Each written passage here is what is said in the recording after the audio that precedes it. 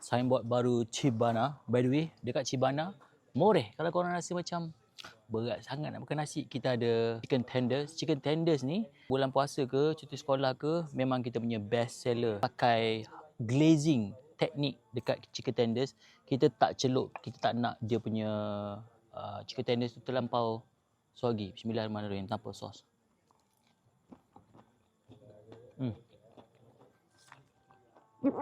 Memang sedap, juicy. Bismillah. Sekejap, pakai tangan lah.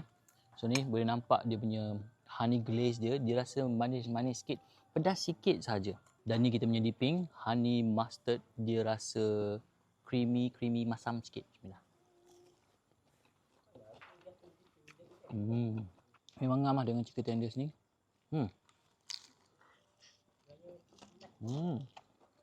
Untuk menu chicken tenders ni available setiap hari bulan puasa. Murah, korang boleh share dengan kawan korang sambil minum-minum kan. Bismillah.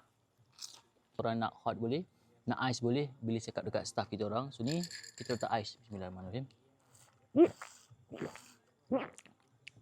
Oh, tak berapa manis sangat. Tapi tak tahulah bagi korang. Kalau aku rasa teh ni kena minum teh tarik lah. Kena minum panas kan, baru dia rasa dia punya teh tu.